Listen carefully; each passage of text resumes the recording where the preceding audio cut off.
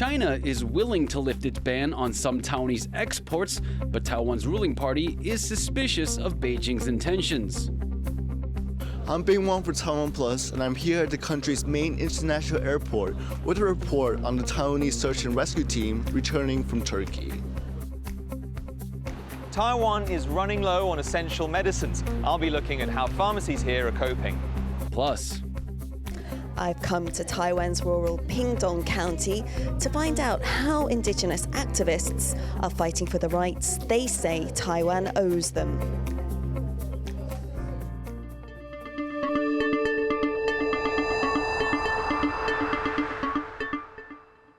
a warm welcome to TaiwanPlus News. I'm Liao. China's Taiwan Affairs Office has said it is willing to cooperate with Taiwan and lift import bans on certain products. While ending the bans would benefit Taiwan's economy, the ruling party is calling foul on China's motives. Bing Wang reports. China may soon end its customs freeze on these Taiwanese products. That's according to a statement from the country's Taiwan Affairs Office, which said on Monday it's willing to restart importing certain goods from Taiwan. China has slapped bans on 63 Taiwanese agricultural products in recent years. That includes wax apples, grouper fish, and pineapples. The ruling Democratic Progressive Party, or DPP, questioned China's motives for lifting the bans. DPP legislators noted that the vice chair of the opposition Kuomintang, or KMT, had just met with senior Chinese officials in China. It was his second trip there in less than a year. The KMT is known for having friendlier relations with China.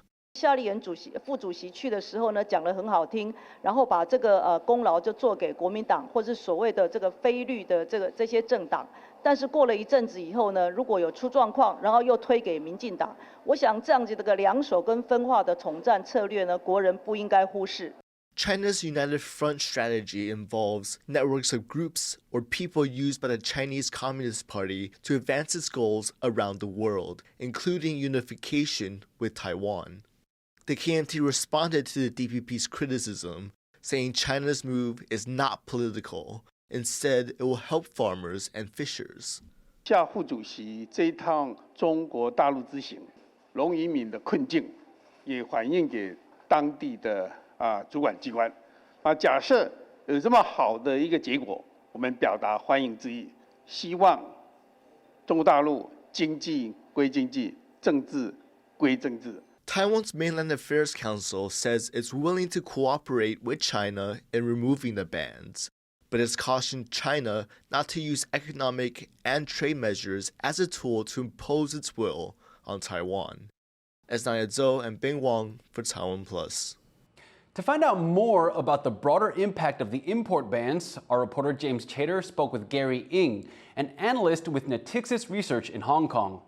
Tell us a little bit more about this latest messaging from China's Taiwan Affairs Office. What do you make of the timing of it so close after Andrew Xia has returned from China? So I think the announcement and also after the visit from Andrew Xia, which is like obviously a figure from KMT, basically shows that I think at least the Beijing counterpart wants to build a closer relationship with the opposition party in Taiwan. And of course, it will not only means, a closer political tie, but even from the economic perspective, I expect that, Beijing will probably have further actions, which is more targeted ones to relax and probably tighten, different import rules based on different products in Taiwan. When these types of sanctions are imposed, of course, it's obviously devastating for the industries that are targeted, but some of your own research has showed that the impact on Taiwan's economy writ large is relatively limited. Can you tell us about that distinction? I think the majority of those past sanctions are basically focused on the small part of the economy because, if we look at the largest part of the export-import of both sides, it's really semiconductors and electronics, but it's nowhere to be found there. So it is really about food, beverages, and certain fishery products, which form like around 0.2% of the export of and import of both sides. For the whole economic perspective, it will not make too big an impact unless this type of sanction are extended to other products such as the electronics and also the semiconductor industry. Given that the overall impact is limited, what goals do you think China is trying to achieve by imposing this type of measure? Sure, I think this is really the warm up to the upcoming presidential election, and also the ongoing fight between the trying to change the sentiment of the Taiwanese population from the ruling party. So basically, if we look at the measures, the reason that it's targeted because first the cost is not that high for Beijing. Second, it can be quite effective in some of the district or basically some of the industry because of the relatively high reliance of export to China. And of course, ultimately, I do think there will be some fine-tuning of measures depending on what they think that how they can influence the upcoming election in terms of trying to sway this vote away from the ruling party. That was Gary Ng from Natixis Research speaking with TaiwanPlus reporter James Chater. Shares in Taiwanese chip giant TSMC fell on Wednesday after U.S. conglomerate Berkshire Hathaway sold 86% of its stock in the company. The sell-off came just 3 months after the American company bought over $4 billion worth of TSMC stock. Berkshire Hathaway also sold a majority of its shares in banking firms U.S. Bancorp and BNY Mellon. At its latest earnings call, TSMC said that it expects revenue to dip in the first quarter of this year amid a slowdown in the global chip industry. Paraguay's president has praised a Taiwanese project that helped his country launch its first credit guarantee system for women. Mario Abdo Benitez is in Taiwan on a state visit. He made the comments on Wednesday at a forum in Taipei celebrating women's empowerment. Benitez thanked Taiwan's government for its economic help for women in nations like Paraguay that have diplomatic ties with Taiwan. Taiwan's President Tsai Ing-wen also attended the event. She said Taiwan will continue to support women's empowerment. 提供创业所需要的咨询和资源，进一步鼓励支持更多的女性实现创业的梦想。这些计划有助于女性经济自主、工作条件的改善，更能够培养出更多的成就感。 Taiwan's pharmacies are running low on essential medicines. A survey last month found more than 130 drugs in short supply. Now, drugstores have started swapping medicines with one another to keep their shelves stocked. Stash Butler has this story. This is magnesium oxide. It's used as a laxative and to treat heartburn. But good luck getting your hands on any at the moment. Drugstores around Taiwan are running out, and it's making people unhappy. 一定不方便啦，因为民众有需求啊。你没有药，那当然要想买买不到，不是很糟糕吗？ Magnesium oxide is just one of more than 100 drugs missing in local stores. That's pushed pharmacies to swap their supplies to try and meet demand.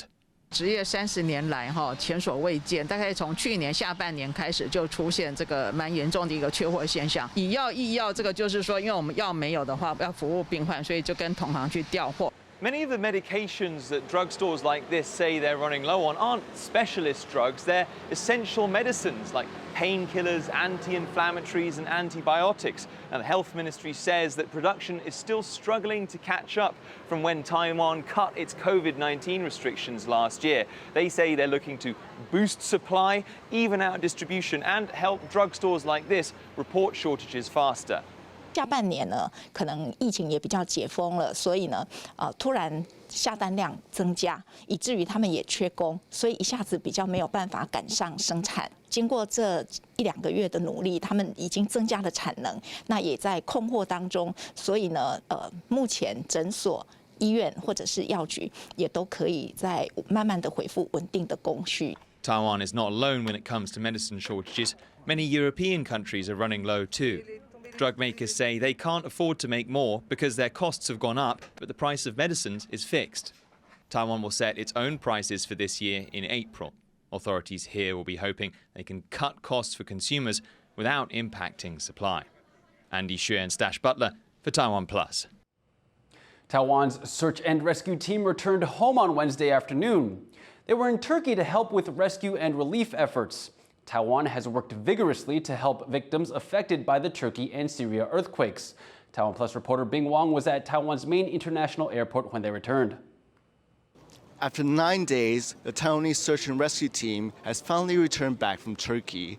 The team, consisting of 130 members and 5 dogs, arrived here at Taiwan's main international airport by charter flight from Istanbul. Altogether, they saved around 10 people from the rubble. When the Taiwan rescue team came out of the gate, they were met with applause and a heartwarming moment between father and family. The earthquakes in Turkey and Syria have killed around 40,000 people and injured another 100,000. Bodies are still being pulled out of the rubble. It's the deadliest disaster in Turkey's modern history. Team leader Huang Bo-chun described the difficulties in the rescue. 比较困难的地方就是因为我们有转机的过程中，因为不熟悉当地的天候、气候，还有它的运载，那么有一些的装备器材会在寻找。 Taiwan sent a rescue team to Turkey within hours of the disaster. And aside from sending a crew, Taiwan also raised $16 million for the victims. 有一些机具还有装备，我们希望能够现地留给土耳其的这个搜救队伍未来在进一步执行任务跟工作的时候可以使用。那陈院长也立即指示，只要能帮忙的，我们一定全力的来协助跟支持把这份国人的一个爱心留在土耳其。 President Tsai Ing-wen has pointed out that Turkey was quick to respond after Taiwan's massive earthquake in 1999, which killed 2,500 people. And officials say it's time to return that favor. Howard Zhang and Bing Wang for TaiwanPlus. Now, as Bing Wang just reported, at least 40,000 people have died in the massive earthquake that hit Turkey and Syria last week. Many survivors now face a lack of basic supplies in freezing winter temperatures. Conditions are especially bad in Syria. There, the ongoing civil war has hindered relief efforts. Some of the country's worst-hit areas are in rebel-held territories. Around 5 million people in Syria are still waiting for aid from abroad. The United Nations has appealed for around $400 million in help for Syria.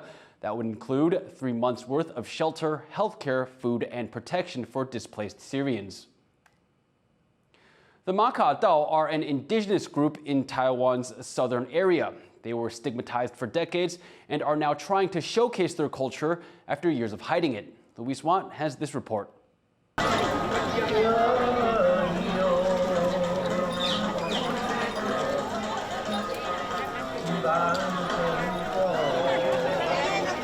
For years, this indigenous festival in southern Taiwan was held in secret because the Macadel were once stigmatized as uncivilized. Led by female shamans, they are here paying respect to a celestial goddess in hopes of a good harvest.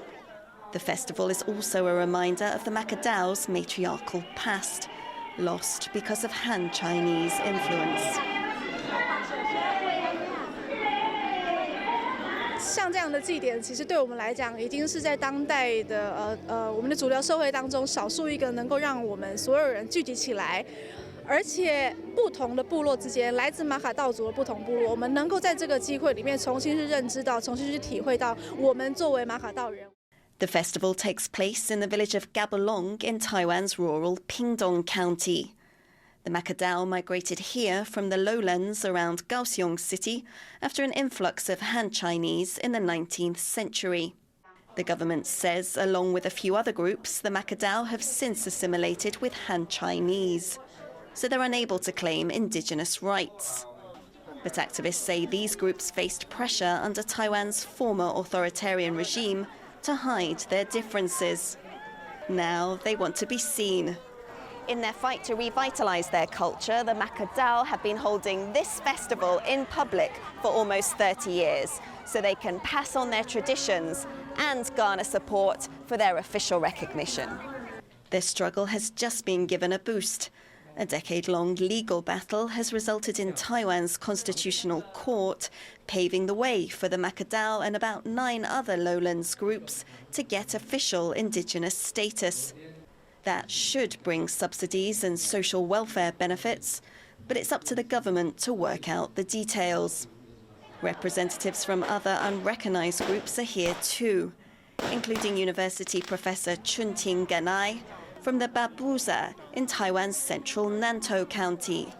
我们的文化相较于很多的族群，我觉得我们就是流失很多，所以我们必须向其他的我们的像兄弟般的族群来学习。It's hard to say how many Macadel and other Plains people there are today. Around 50,000 were registered during the Japanese era, which ended in 1945. Today, it is largely the mountainous, more isolated indigenous tribes that are officially recognized. The government says they've been better able to preserve their cultures. Now, a new generation of activists is picking up the mantle for the Plains groups. This festival for our people is really important because it's a mark of cultural preservation. It shows that we have endured, and despite waves of settler colonization, colonization by the Japanese, the ROC, cultural genocide, we're still here, we're still trying to endure.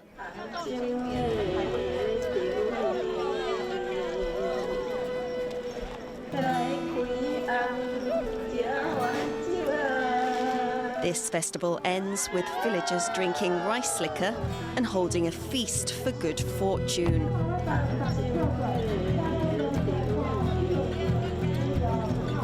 They hope this year finally brings the Macadel and the other excluded indigenous groups the official recognition they've been striving for. Klein Wong and Louise Watt for TaiwanPlus. Coming up, a new competition that aims to revitalize Taiwanese opera. More after the break.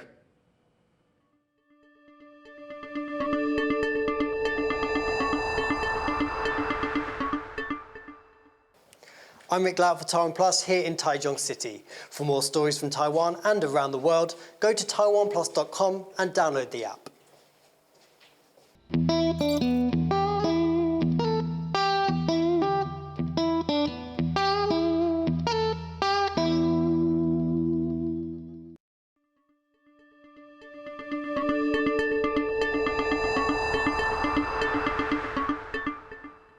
Welcome back. You're watching TaiwanPlus News. In top international news, the governor of Ohio says a rail firm is to blame for an environmental disaster that has hit the U.S. state. A train carrying hazardous materials derailed in a fiery crash in early February. Emergency crews worked to burn off and drain toxic chemicals that spilled at the site. Around 5,000 nearby residents were also evacuated. But contaminants from the crash seeped into waterways, killing fish and other animals. Authorities say no endangered species have been affected. Investigators have not yet determined what caused the crash. China's President Xi Jinping and Iranian President Ebrahim Raisi have agreed to deepen China and Iran's strategic partnership. During a meeting in Beijing on Tuesday, the two leaders signed several deals cooperating in fields including trade, energy, agriculture, and tourism.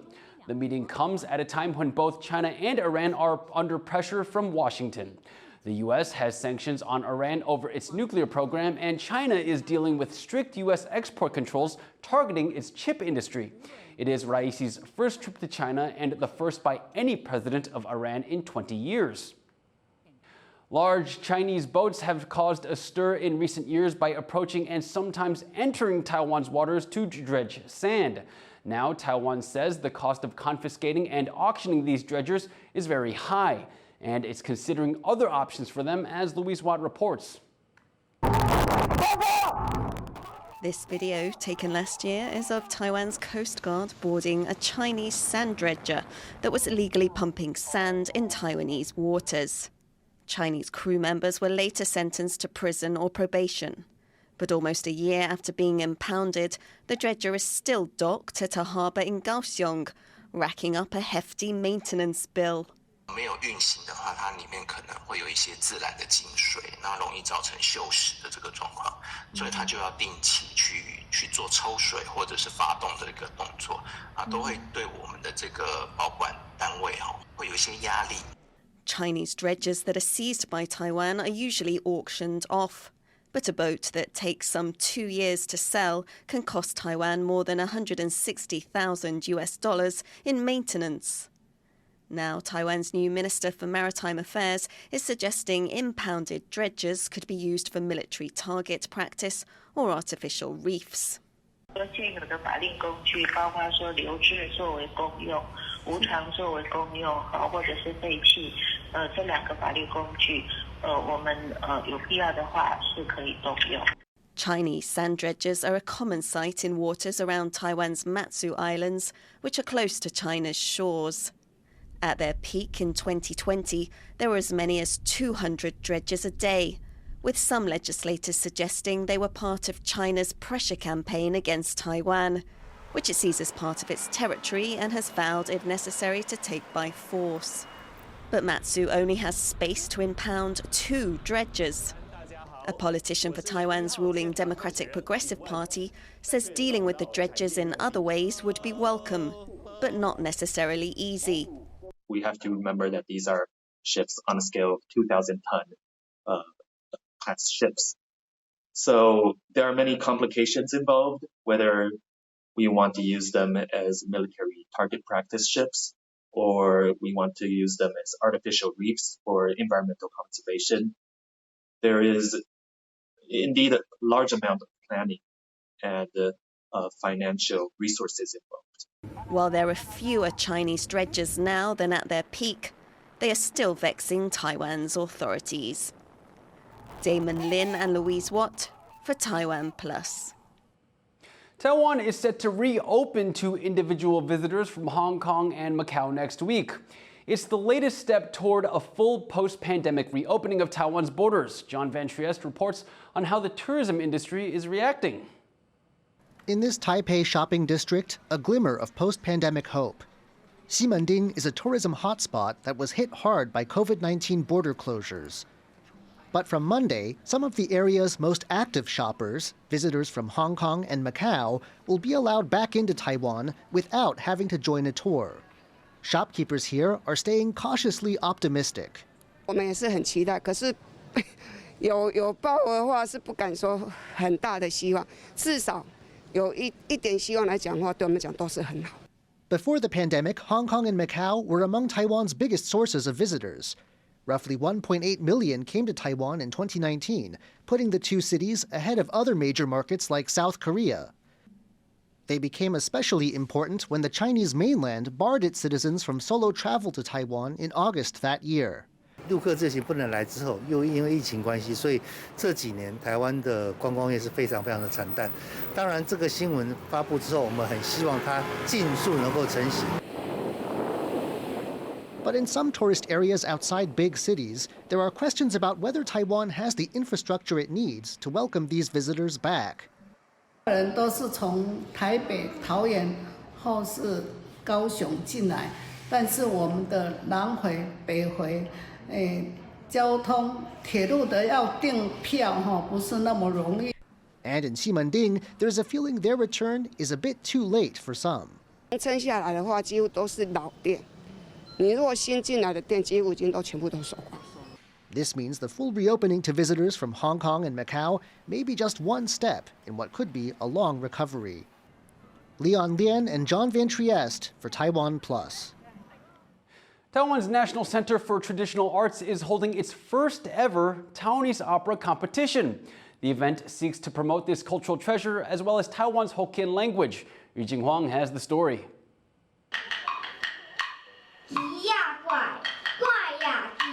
Singing along to classical Taiwanese opera music, Pan Roying and her sisters possess a talent that is rare, especially among their elementary and junior high school peers. Traditional opera used to be the main form of entertainment in Taiwan, performed in front of temples and on TV. But it has increasingly had to compete with other, more modern distractions. The Pan sisters first fell in love with the opera after being introduced to it by their family. 看妈妈演啊，很漂亮，然后我就很喜欢。装扮很漂亮，打架也很酷。But not everyone gets the same exposure to Taiwanese opera.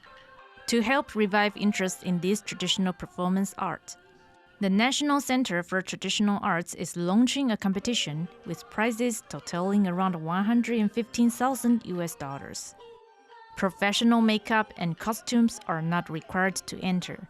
Contestants only need to submit a short video of themselves singing and acting out a classic play. The goal is to popularize the art form and promote Taiwanese Hokkien, Taiwan's second most spoken language. 国家语言发展方案一个很重要的精神就是台湾语言是多元。那我想台语的主流化，包括歌仔戏的主流化，其实是最重要的手段跟方法。看歌戏有台语，歌戏甲台语都亲像基因甲血缘。 这是文化艺术融合传承，所以非常的重要。For people with zero background in Taiwanese opera, the event's organizer has uploaded more than 300 songs from 16 classic plays to its website. And those who are shortlisted for the final round will get a chance to train face-to-face with prominent opera performers. Kamashi and Eugene Huang for TaiwanPlus. Taiwan's table tennis godfather Zhuang Ziyuan has been named the highest-scoring male player in the sport's history. That's according to World Table Tennis, which says that Zhuang has scored over 40,000 points over his two-decade career. The 41-year-old maintains a commanding lead over second-place holder Timo Boll from Germany, who has scored nearly 33,000 points over his career. Zhuang has also won the most games, though he comes in second for most matches won.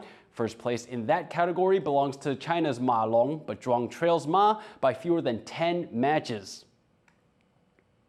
Thank you for watching TaiwanPlus News. Finally, we leave you with images from a professional surfing competition held in Hawaii. Hawaii and surfing, there's two things that go together like butter and toast. I'm Liao. Take care and see you next time.